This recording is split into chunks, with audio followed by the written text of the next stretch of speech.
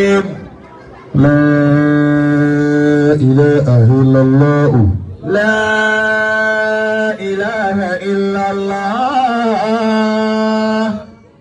محمد رسول الله صلى الله عليه وسلم محمد رسول الله صلى الله عليه وسلم أستغفر الله سبحان الله والحمد لله ولا إله إلا الله الله أكبر ولا حول ولا قوة إلا بالله العلي العظيم عدد خلقه ورضا نفسه وزنة عرشه ومداد كلماته ومنتهى علمه ومبلغ رضاه. اللهم صل وسلم على سيدنا محمد الشفيع المشفع خير خلق الله وعلى الأنبياء والمرسلين وآلهم وصحبهم أهل الله أكبر الله أكبر أفي كيكيرون أفكي النبي محمد صلى الله عليه وسلم أفا النبي كاوين ولو توات الله رضي الله تعالى عنهم وقوى عليك وانت توات بوث القيامة توات شواشي مولانا شيخ آدم رضي الله تعالى عنهم وبريء بابا ما الله سبحانك أشهدتي الله كاترائك إيجافو آدم اليالوري أهوى كاترائك إيجافو كاملو الأدب الله كاترائك إيجافو يوسف الأبهاجي الله كاترائك إيجافو ماجدي يا الله أنزل سلام الله يا سلامي الله بدر سلامي بني يا توسلام اللهم صل طوبك آمين أبواتني أبا مدير المركز أدام الله حياته ọlọ́run tí ìmójútó àlàáfíà náà tọ́lọ́run sì ní ká máa rí bàbá kí ló wá tí máa dùn ọlọ́run má ṣàbá wa ṣe láṣejálẹ̀ àmín tó fi kárí gbogbo tí ń jẹ́ abnáwó Sheikh Adam adamallahu hayatahu rijalu wọnìṣà ọlọ́run má ṣàbá mójútó wọn. àmín bàbá wa àlùfáà ńlá adamallahu hayatahu شيء وخلف الله الله ما لين تكوني كون عشيري بكوني تو على فيتي أدوك أدوك جاي مدقوبات جوال فلا أتي يا ربي تسويلا لعمر الشيخ ألفلا بجاه المصطفى لمولى بما نزلت تفضيلا وفي بابا الفلا دام الله حياته مفكي إكلا العلماء دام الله حياتكم الذين ورثوا الأنبياء tọ́lọ́run ní kẹ́ máa jẹ́ ọ̀ṣọ́ fún jòkó yìí bàbá wa àgbà níkàlẹ̀ Mawlana Sheikh Yaqub adamallahu hayatahu ní kẹ́kẹ́ láti ìlú wa ní Igbó Ọ̀rà lọ́hùn أحيي بنت الدنيا جميعا. ẹ wá dúró àpọ́nlé bàǹtàbàǹtà tẹ́ ẹ tà fún wa. زينة الدنيا جميعا. àsìkò ní òsí bàbá wojú àwọ̀ wa yìí. زينة الدنيا جميعا. ọba tó dá yín tó wá gbé ìwà sọ́dọ̀ yín kẹ́ ẹ mọ̀ wá wù àfi kí yín. هم العلماء بين العالمين. فالإنسان لا يعرف بأن الخصال الحميدة من مواهب الرحمن لا من مكاسب الإنسان. هم العلماء بين العالمين. wọ́n kọ́ ló máa sọ pé mo fẹ́ máa wùwà rẹ̀ ọlọ́run ní pé wà rẹ̀ fún yẹn. هم العلماء بين العالمين.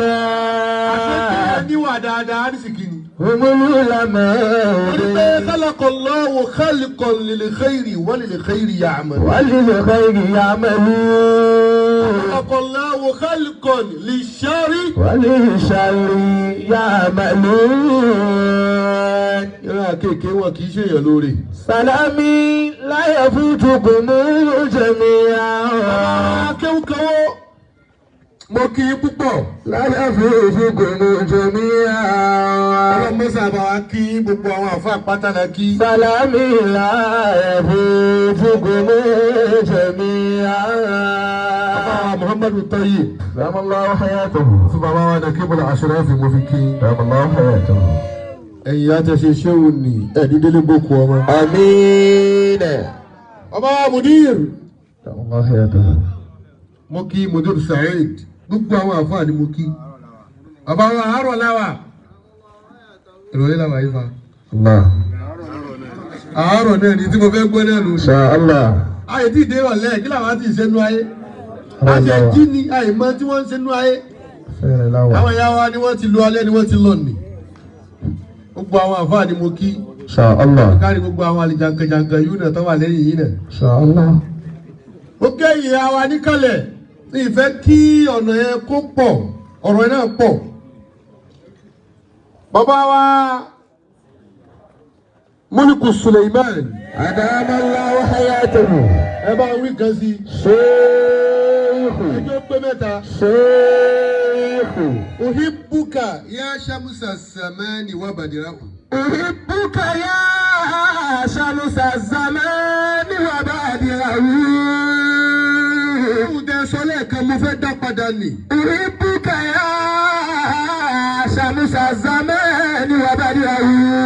Ẹ sọ jáde lẹ́nu yìí pé I love you.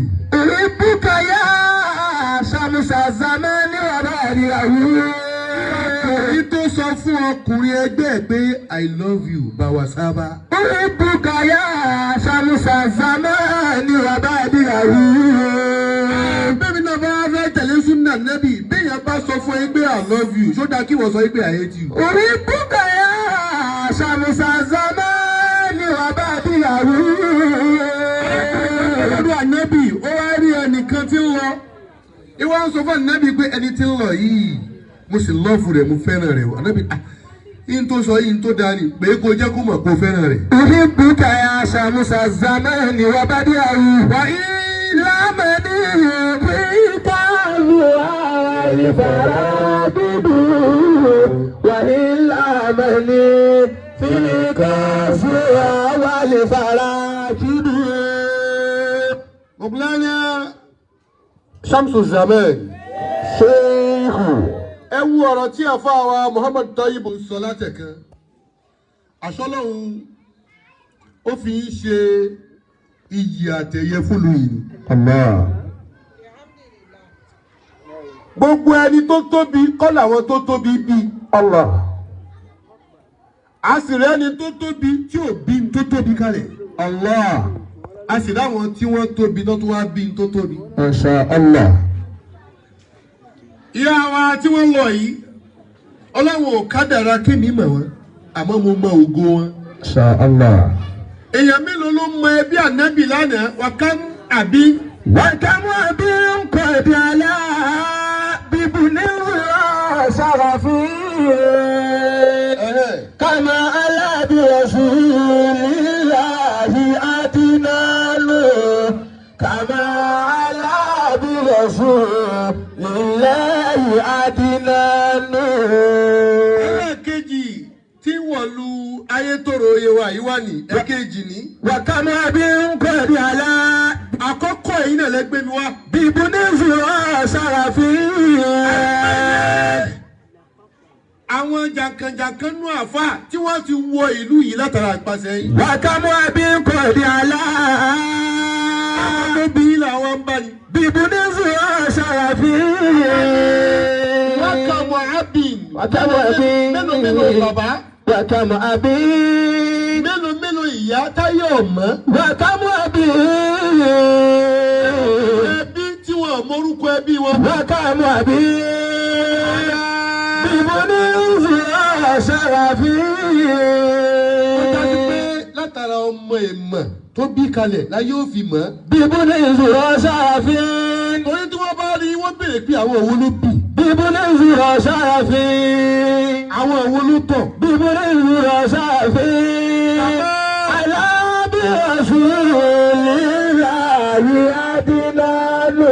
ànábì ọlọ́run fi ànábì gbé ògo ìdílé wọn ga. كما على برسول الله عدنان.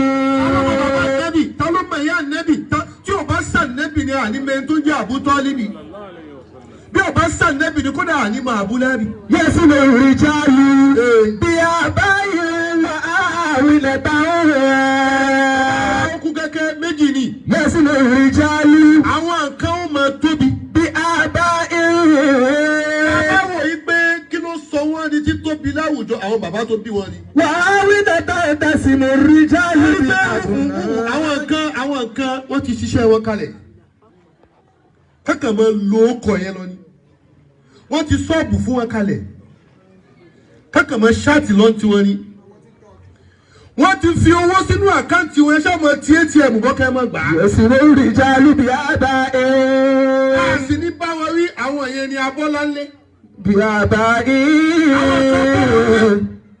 àwọn nǹkan bá ìmọ̀ ńlé àwọn nǹkan Bọ́láńlé àwọn nǹkan Báṣọ ńlé. تسمع الرجال àwọn yẹn ní yẹ́sùmù rìjálù bí àbáyé wà á wí nàtàn àmọ́ nígbà míì. تسمع الرجال بأبنائهم وتزدان.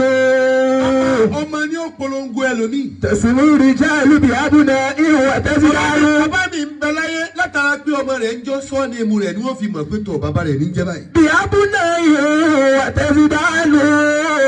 ẹ wá wo ìwọ̀n tó ti wọ bí ẹ wo àwọn tí wọ́n tún bọ̀ torí tání tí ìyá Yorùbá bírú yín kalẹ̀ ń kọ́. تسمع الرجال بأبنائهم وتزدان.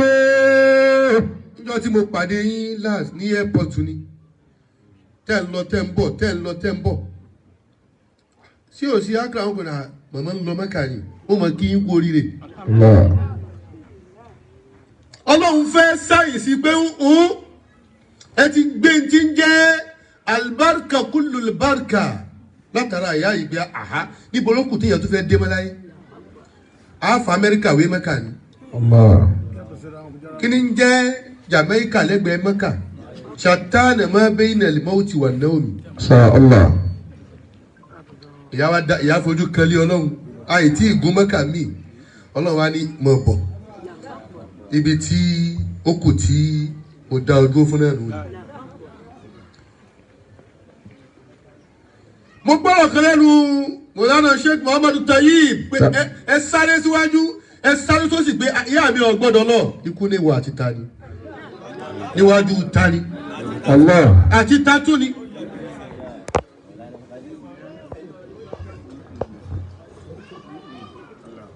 tó bá yẹ pé owó ni ikú wá name your price ikú ní no èmi ẹ gbowó ìfowó ọ̀dà irú oúnjẹ wo lọ́ọ́ máa ń jẹ ká ọ̀dà fún ikú ní oúnjẹ báwo kí n fi sẹ̀mú oyin ṣe. àwọn níbẹ̀ ti tó yìí náà gisman lẹ́ ń lọ lẹ́ ń bọ̀ pé dákun ikú ìyá mi ò gbọ́dọ̀ lọ nǹkan tó kù tí mo tún fẹ́ ṣe fún mo fẹ́ kọ́lé fún mo fẹ́ kọ́ orúkọ léèké orúkọ ìyá mi yìí ṣe gbá yìí ṣàwo a lè san oore ìyá wa tá àti bàbá wa. ووصينا الإنسان بوالديه ọlọ́wọ́ abúlíkù Suleiman nǹkan bọ́ lọ́wọ́ yìí. ووصينا الإنسان بوالديه. Báyìí wà láyé ẹ mọ pàtàkì wọn àmọ́ kò tó gbà tí wọ́n lọ tán. ووصينا الإنسان بوالديه. Àwọn ìyá tẹ wòye a máa ń tàtàrà wọn kó ìfàní. ووصينا الإنسان بوالديه. Kí n tó máa bọ̀ wá lù yìí mo ti pè á tó bí mi pé à ń lọ. ووصينا الإنسان بوالديه. حملته أمه وهنا على وهنه. Ẹ dákun ta ni kú? الله. Tá má bì yá pé tọ̀ ikú dé ó máa ń kalẹ̀kùn bóòrí yóò ní ẹ dákun ẹ má jẹ́ ó wọlé o.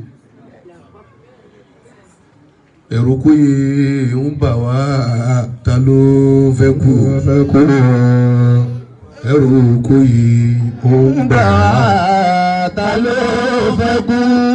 Ọmọdé ń kú, àgbà ń kú, kò yẹ nìkan lẹ̀.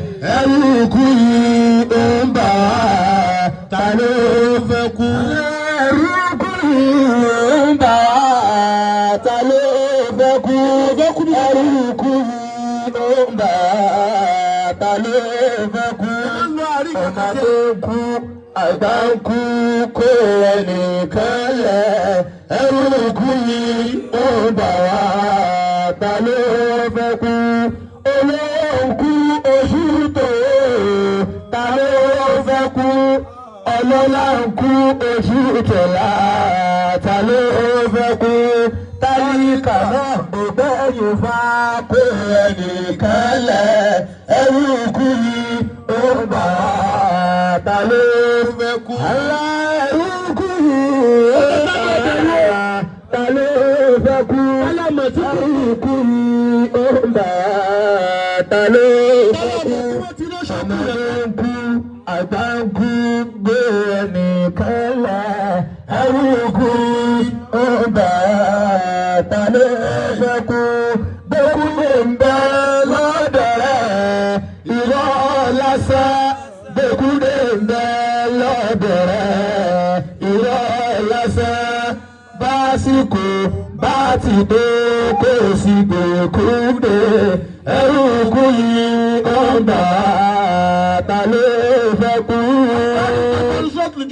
Kúlí innal mauta. قل إن الموت الذي تفرون منه. Kò sẹ́ni tí ọmọ sáfùkù o. تفرون منه. Sáfùkù. تفرون منه. Ọmọdé ń sáfùkù. تفرون منه. Èrè tí lọ títí yà fún mọ́tò. قل إن الموت الذي Yà fún mọ́tò kan ní wèrè ni òjò kó mọ̀ pé mọ́tò ń bọ̀ yọ yà fún tirẹ̀. تفرون منه. Ìyá wa yìí náà sá fún. فإنه ملاقيكم.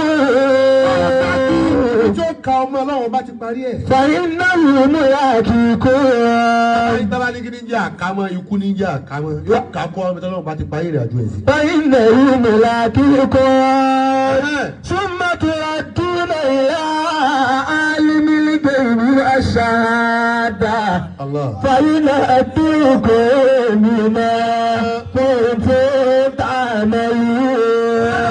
Suleiman kẹ́ ẹ bá lè mọ̀ yín pé kò sẹ́ni tó fẹ́ kú. Níjọ́ tí ikú disguise tó lọ bá Nẹ́bì Musa ikú jẹ ìgbáni. عن أبي هريرة رضي الله عنه قال. Àdìsí ọgbà dùn kankan ò ṣe o. Ẹ̀rọ káwọn àdìsí kan wà síkìlà ni wọ́n. Síkìlà ni wọ́n, SS ni wọ́n. Gbogbo ìgbà orí fífọ́ ni. Wọ́n sọ operation fún kò gbádùn. Bẹ́ẹ̀ bá ti wá dákọ̀ ìwọ́n ní kò gbádùn. Àmì lẹ́yìn ó dúró síbẹ̀ ni o. قال رسول الله صلى الله عليه وسلم. Abúlíkù Suleiman àdìsí tí mo fẹ́ kà yìí kò ṣeé ti dànù. جاء ملك الموت إلى موسى. Màláìkà tí ń gba ẹ̀mí ó wá bá Nẹ́bì Musa ń jọkàn. فقال له أجب ربك. Ó wá ní Nẹ́bì Musa ó ní nà. أجب ربك. Submit your life. أجب ربك. Ọlọ́run ní kí wọ́n á gbẹ̀mí rẹ wá. أجب ربك. Ó ti lò ó tán. قال فلطم موسى أين ملك الموت ففقها. Musa gbọ́ pé ẹ̀mí mi kẹ̀ èmi ò fi ẹ̀mí mi báyàn ṣeré ó kó ìgbájú fún ikú ni. Fàkọ́tọ̀ ṣá mọ̀ pé unaka al-ìgbájú yáàs.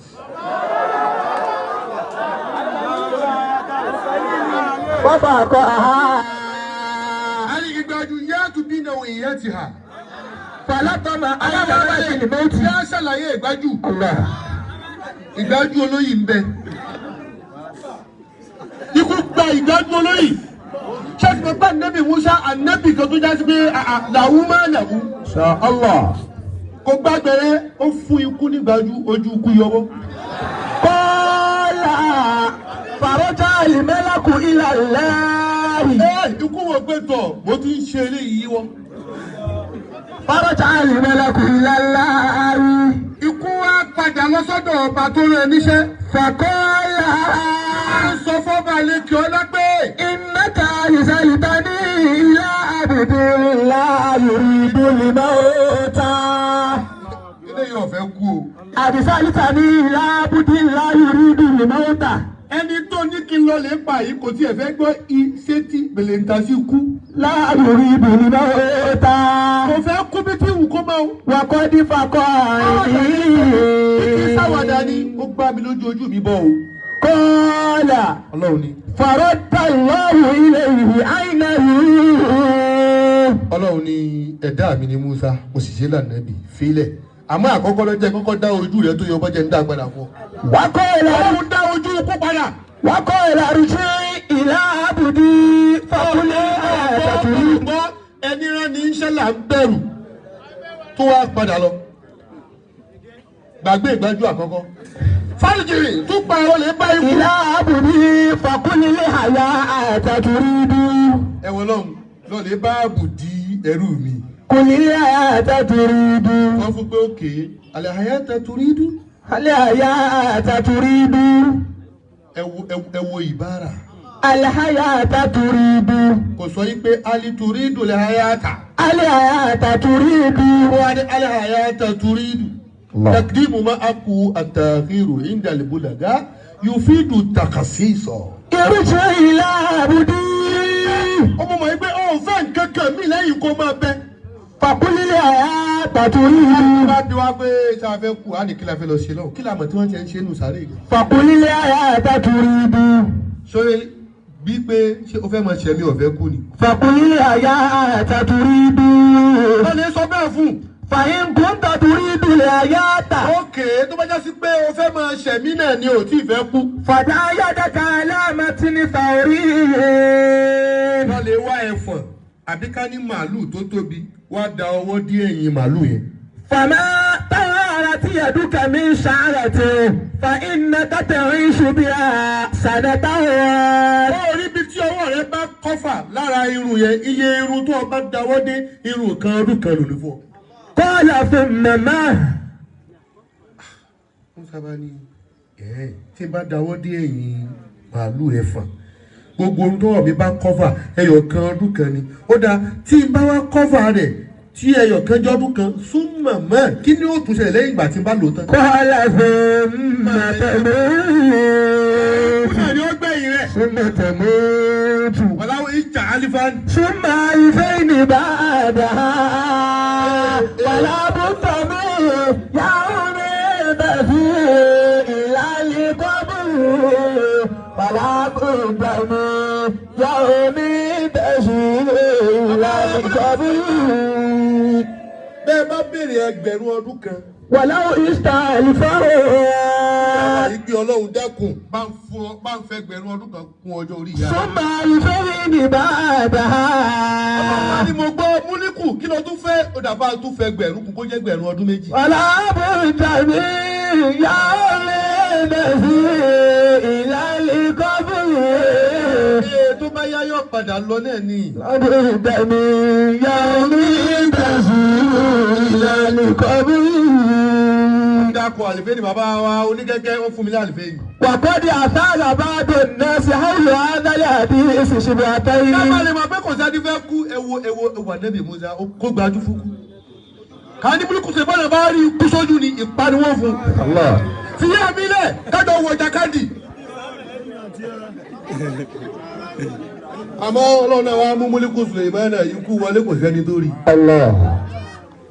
ìyá tó sì rí ò lè sọ̀rọ̀ ọ̀rọ̀ ti tán ọ̀rọ̀ rẹ̀ ó tànjọ́ kan ọ̀rọ̀ máa rojọ́ ẹ̀rí yẹn ó tànjọ́ kan ìgbésẹ̀ rẹ̀ ó tànjọ́ kan gbogbo tó ń gbọ́ yẹn níjọ́ tó bá ti tán díẹ̀díẹ̀ ni ó máa tán ó wà ní gbẹ́tọ̀ màmá ò rí iná mọ́ ní tí wọ́n fẹ́ wò ti tán kullu shay'in bi miqdar. Inshallah.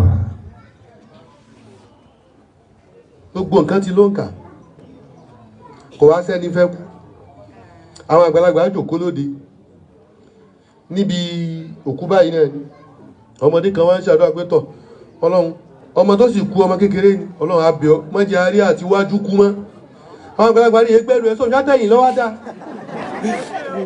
sátẹ̀yìn lọ́wọ́ dá àti wájú àtẹ̀yìn tá ń fẹ́ lọ àmọ́ ẹja kọ́kọ́ padà sílé kéwú ká gbé àdìsí yẹ̀wò pé ṣé ìyẹn lè gbá ikú lójú alẹ́bí wa wò pé ojú ikú sì yọbọ ṣé kú lójú ikú ó sì wá sọ yìí ó gbádùn kò dọ́sítù rí ẹjẹ́ á mú nǹkan méjì ń bẹ̀ kákẹ́kọ̀ọ́ gbogbo ládàá ń tá a bá sọ́yà yìí ẹni tó bá gbọ́ tó wúlò fún kọ́lọ̀ bá fi Musa rà báyà wa. Kayfa anna nabiyyallahi Musa yakrahu al-mawta. ọ̀dà ẹjẹ́ á gbọ́ ànábì ọlọ́run ni ó sì túmọ̀ yìí pé ikú dandan ni al-mawtu haqqun dandan kọ́ lówó lè má ní o dandan kọ́ ni mọ́tò dandan kọ́ ni ilé àmọ́ ikú ṣùọ́ tó bá ń gbọ́ tún ṣùọ́ ikú ní jẹ́ bẹ́ẹ̀. Àfáàníyá.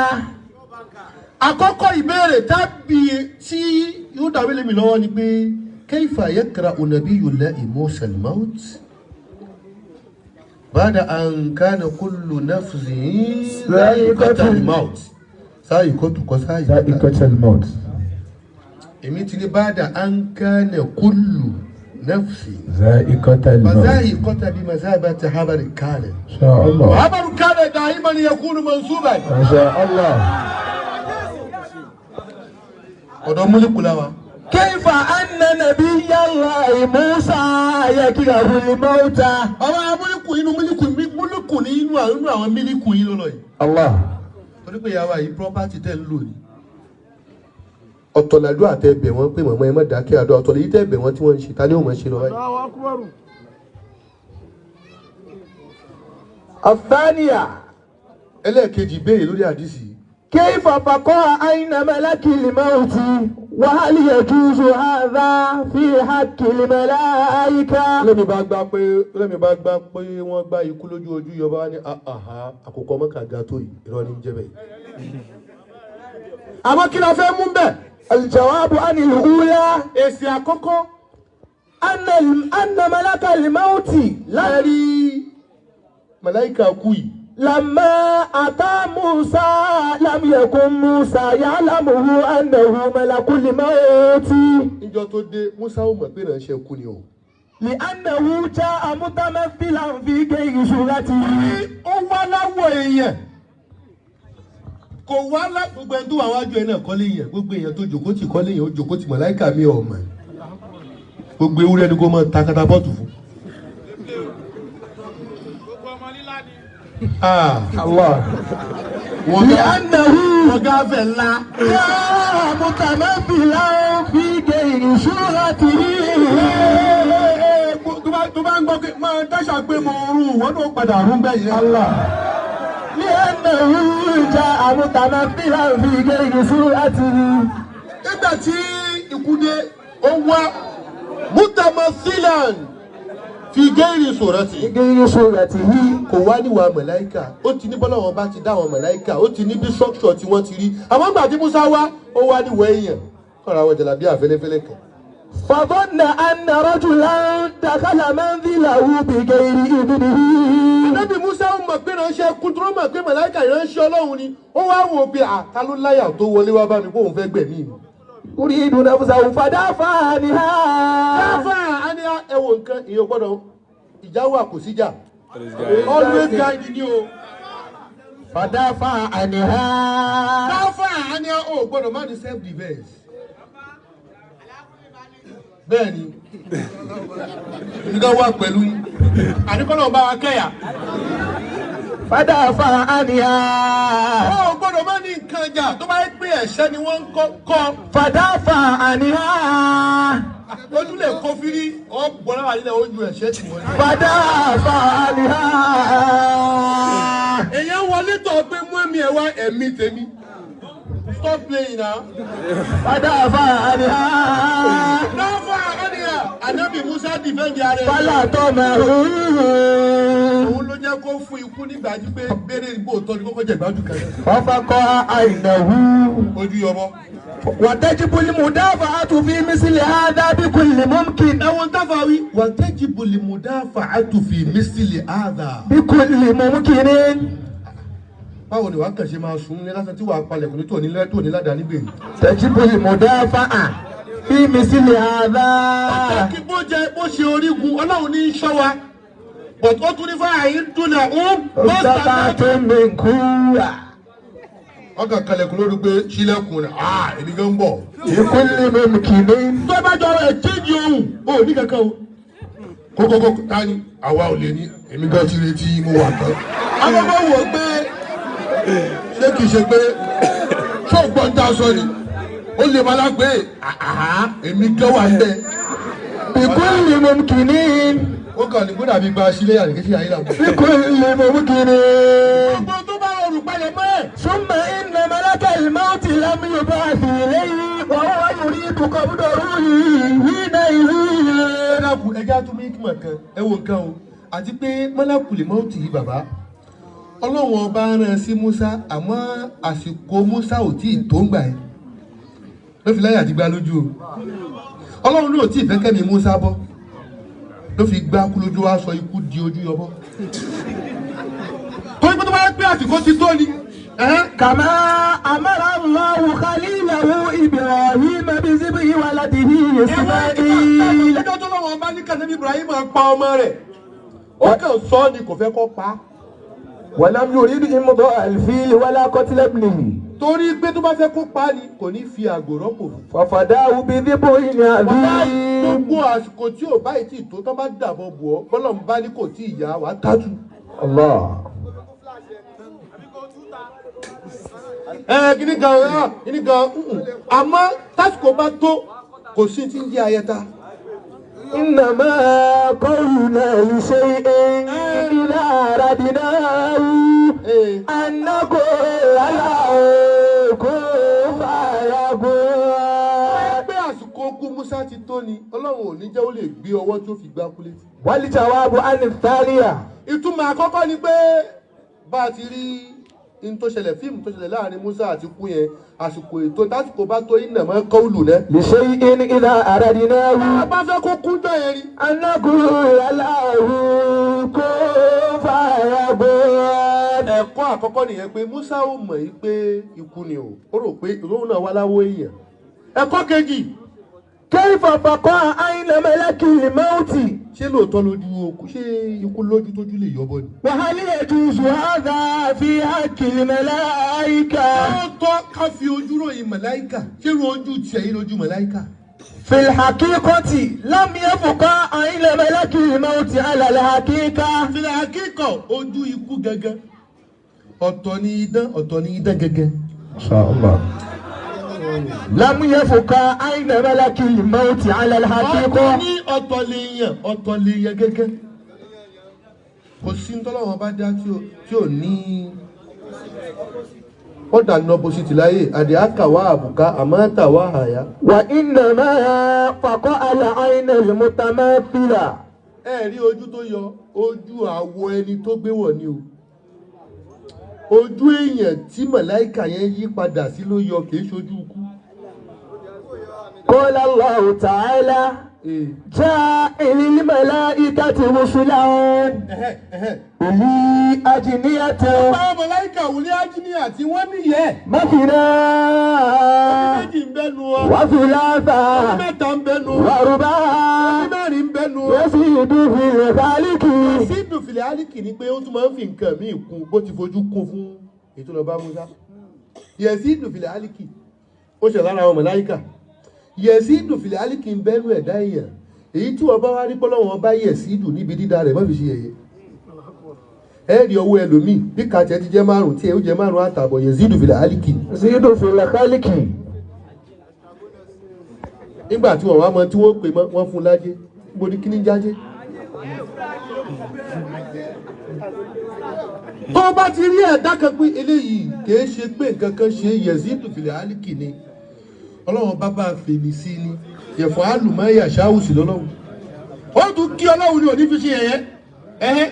وقد جعل الله للملائكة من الاستطاعة أن تتمثل في صور مختلفة. ọlọ́run fún wọn lágbára kí wọ́n yíra padà kò sí tí wọ́n lè wá bẹ́ẹ̀ في صور مختلفة. وكذلك جعل للجن أن يتمثل ويتخيل في صور مختلفة. àlìjẹ̀nú náà ṣe lágbára kí wọ́n yí padà níjọ́ tó bá wu àlìjẹ̀nú kó kéwu ọmọ èèyàn yóò wá wálé èèyàn gbogbo èèyàn kọ́ lèèyàn náà kíláàsì gbogbo ọmọ kíláàsì náà kọ́ lọ́mọ ènìyàn o àlìjẹ̀nú bẹ́ẹ̀nu ọmọ mi ó kàn wá kéwu ni wọ́n èé sí náà wọ́n ràn wọ́n létí wọ́n ní gbogbo ọmọ tó bá létí kọ́ là ń kó lẹ́gbẹ̀ẹ́ àlìjẹ̀nú lọ́mọ mi.